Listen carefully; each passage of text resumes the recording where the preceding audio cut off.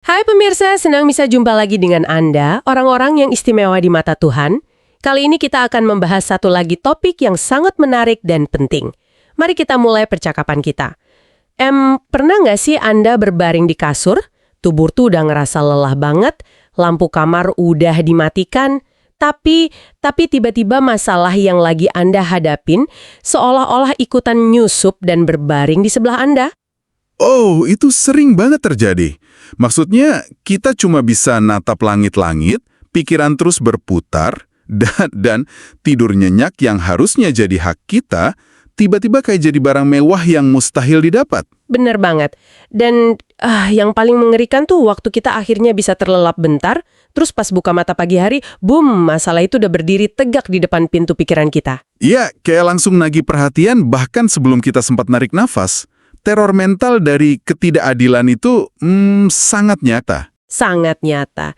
Makanya kalau Anda bisa tidur nyenyak semalam, sungguh itu anugerah yang luar biasa. Nah, di penelusuran mendalam kita kali ini, kita bakal membedah kenapa teror masalah, terutama waktu Anda diperlakukan nggak adil, bisa merampas kedamaian kita sampai segitunya. Tepat.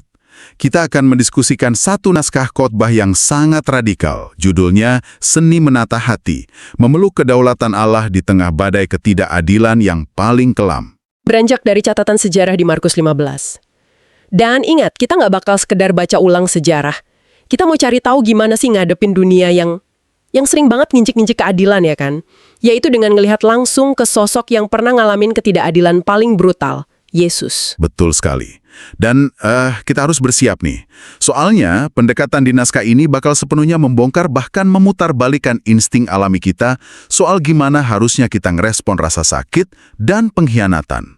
Gini, mari kita mulai dari suasana pagi hari. Tadi kan kita ngomongin soal bangun tidur yang diteror masalah. Nah, bayangin pagi hari ideal Anda. Anda bangun, udara masih seger, terus Anda nyeduh dan seruput kopi Malang yang nikmat banget. Wah, itu tenang dan sempurna banget buat awal hari. Iya kan? Hangat, tenang. Tapi naskah ini narik kita ke sebuah kontras yang luar biasa tajam.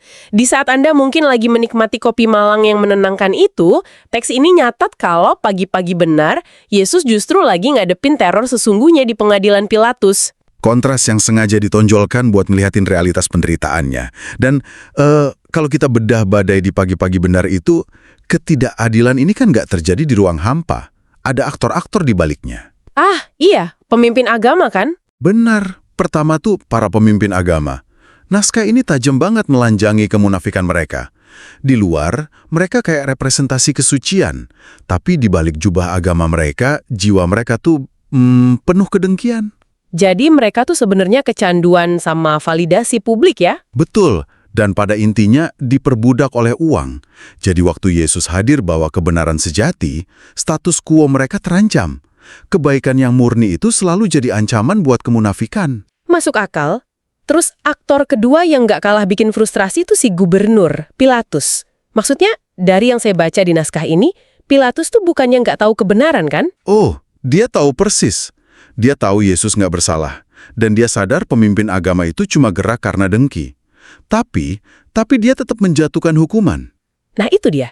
Kenapa orang yang tahu kebenaran bisa dengan sadar milih buat ngebunuh orang yang nggak bersalah? Karena buat Pilatus, kebenaran itu harganya lebih murah dari stabilitas jabatannya.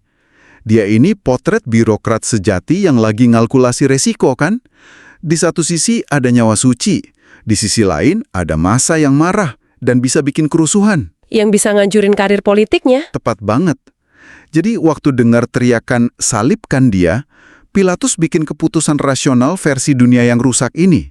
Buat dia, ngorbanin satu nyawa itu jauh lebih efisien daripada kehilangan kekuasaan. Wow, coba kita tarik ini ke realitas Anda yang lagi dengerin diskusi kita sekarang. Ironisnya, Pilatus-Pilatus kayak gini bukan cuma ada di sejarah 2000 tahun lalu. Berapa banyak dari Anda yang pernah ketemu mereka di kantor hari ini? Sering banget pasti. Kan? Bayangin Anda udah kerja keras, lembur berhari-hari, terus ada teman atau atasan yang tahu persis Anda nggak salah dalam suatu masalah. Tapi demi nyelamatin posisi mereka sendiri, Anda yang dijadiin kambing hitam. Rasanya dikhianati kayak gitu tuh menghancurkan banget. Dan naskah ini bawa ironinya ke titik puncak waktu Pilatus nawarin pilihan ke kerumunan massa, bebasin Barabas atau Yesus. Barabas si pembunuh itu? Iya, Barabas ini pemberontak, perusuh, pembunuh yang secara nyata ngerusak masyarakat. Tapi massa malah milih ngebebasin dia dan menyalibkan yang suci. Naskah ini ngasih satu rumusan tajam banget soal fenomena ini. Apa itu? Ketidakadilan adalah jubah bagi jiwa mereka yang korup. Jubah bagi jiwa yang korup. Itu dalam banget. Jadi maksudnya kerumunan itu lebih milih pembunuh karena kejahatannya Barabas tuh familiar buat mereka. Gitu. Benar. Sedangkan kesucian Yesus justru nelanjangi kegelapan hati mereka. Manusia yang jiwanya korup tuh seringkali lebih nyaman hidup berdampingan sama kejahatan yang bisa mereka toleransi daripada berdiri dekat kebenaran yang bikin mereka merasa bersalah. Tapi, naskah ini juga ngingetin hal yang lebih menyakitkan lagi nih. Luka paling dalam tuh justru nggak datang dari ruang sidang, tapi dari orang-orang terdekat. Waktu di sidang, murid-murid yang janji sehidup semati malah lari ketakutan. Sahabat ring satunya, si Petrus, malah menyangkal dia 3 kali. Iya, dan kerumunan yang teriak salibkan dia itu bukannya mereka orang-orang yang dulu nikmatin mujizat roti dan ikan sampai kenyang. Persis, mulut yang dulu dipenuhi roti anugerah, sekarang neriakin kutukan. Teks ini nyorotin detail pengkhianatan ini, biar kita sadar, kalau Anda merasa dikhianati orang yang pernah Anda tolong habis-habisan, Yesus tahu persis gimana rasanya. Dan ketidakadilan ini juga nyusup sampai ke ruang keluarga kita kan? Di meja makan kita sendiri. Bener, naskah ini ngasih contoh yang sangat spesifik soal luka di dalam rumah. Tentang orang tua yang gampang banget membanding-bandingkan anaknya. Oh, kalimat kayak, lihat tuh Koko atau Cece, lihat Titi atau Meme, kenapa kamu nggak bisa sukses kayak mereka? Iya, persis. Luka kayak gini emang nggak berdarah, tapi kerusakannya bisa nempel seumur hidup. Siapa dari Anda yang pernah mikul beban dari perbandingan nggak adil itu? Itu ngancurin rasa berharga kita sejak kecil ya kan? Dan sebaliknya, teks ini juga negur anak-anak yang memperlakukan orang tuanya dengan gak hormat. Seolah pengorbanan orang tua tuh murahan. Nah, lapis sempit tidak adilan ini bakal berujung pada satu fakta yang mungkin bikin kita terhenyak. Kita marah kalau diperlakukan gak adil di kantor atau di rumah. Tapi kita sendiri sering banget berlaku gak adil sama pencipta kita. Tunggu. Kita gak adil ke Tuhan. Maksudnya, kebanyakan dari kita kan justru merasa lagi nuntut keadilan dari Tuhan pas kita berdoa. Kok kita yang dibilang gak adil? Coba deh kita evaluasi isi doa-doa kita. Teks ini ngebongkar kalau ketidakadilan kita ke Tuhan itu terjadi waktu kita nempatin diri kita di atas tahta. Terus kita jadiin Tuhan cuma sebagai asisten pribadi buat menuhin daftar keinginan kita. Astaga, bener juga. Iya kan? Kita jauh lebih banyak nuntut, mendikte, dan protes daripada duduk diam terus nanya, Tuhan, apa sih yang Engkau kehendaki atas hidupku? Kita ngabaikin otoritasnya. Itu bentuk ketidakadilan yang paling fatal. Wow, memperlakukan dia sebagai alat bukan Tuhan. Nah ini bawa kita ke inti masalahnya. Kenapa sih manusia terus-terusan memproduksi ketidakadilan ini? Dari ruang pengadilan sampai ke meja makan. Diagnosis utamanya apa? Naskah ini nyebutnya jiwa yang korup. Dan kita harus lurusin dulu kata korup di sini ya. Bukan korupsi uang negara kan? Bukan. Di konteks ini, korup tuh kondisi bawaan jiwa manusia yang udah rusak karena dosa. Dan teks ini ngedefinisiin dosa pakai makna harfiahnya, yaitu meleset. Meleset dari apa? Dari rancangan awal sang pencipta. Bayangin aja, ada anak panah yang ditembakkan tapi meleset jauh dari targetnya. Waktu manusia mutusin buat cari kepuasan di luar Tuhan, jiwanya terputus dari sumber kehidupan. Berarti jiwa yang meleset ini menciptakan sebuah kekosongan eksistensial gitu ya? Macam lubang hitam di dalam jiwa. Nah, persis. Karena jiwa kita nggak tahan sama kekosongan itu, kita mulai nyari penggantinya secara membabi buta. Kita jadi haus validasi, haus kekuasaan, haus harta. Tapi kan air dari dunia nggak bakal pernah muasin dahaga itu. Bener banget. Makanya, demi ngisi kekosongan itu, manusia rela menindas dan memanipulasi orang lain. Jadi kalau saya simpulin nih, waktu ada rekan kerja yang nusuk kita dari belakang, itu sebenarnya bukan cuma karena mereka jahat, tapi karena di dalam diri mereka ada kehausan dan kekosongan yang parah. Tepat. Mereka lagi nyoba nambal jiwa mereka yang berlubang dengan cara merobek kehidupan orang lain. Pemahaman ini jujur ngubah perspektif banget, tapi juga bikin takut ya. Karena kalau kita ngaca, kita ini bukan cuma sekedar korban, seringkali kita sendirilah pelaku ketidakadilannya. Ini realitas berlapisnya. Emang gampang banget nempatin diri kita cuma di kursi korban. Rasa sakit dikhianati itu 100% nyata. Tapi apa yang terjadi pada jiwa terluka itu kalau nggak dipulihkan? Orang yang terluka bakal melukai orang lain? 100 buat Anda. Tanpa intervensi, rasa sakit itu bakal bermutasi jadi kejahatan baru. Anda mungkin korban di kantor, tapi karena jiwa Anda penuh amarah, Anda pulang dan tanpa sadar ngelampiasinya ke anak atau pasangan. Terus anaknya bawa luka itu dan jadi pelaku perundungan di sekolah. Lingkaran setan yang nggak ada ujungnya. Rantai ini terus berputar. Pertanyaannya, gimana cara kita ngancurin rantai ini?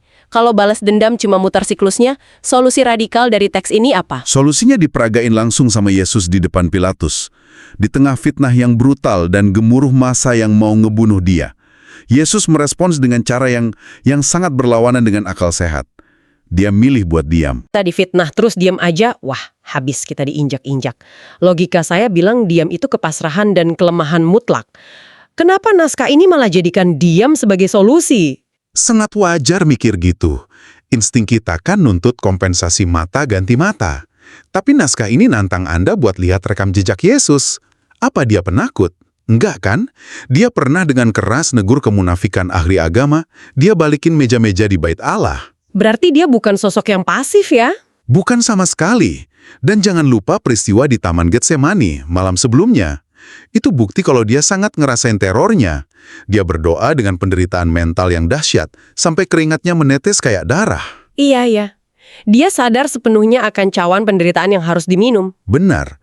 Jadi waktu dia berdiri di depan Pilatus dan milih diam, itu bukan karena dia membeku ketakutan. Apan dari cetak biru ilahi. Udah dinubuatkan ratusan tahun sebelumnya di Yesaya 53 ayat 7. Dia dianiaya, tapi nggak buka mulutnya. Kayak anak domba yang dibawa ke pembantaian.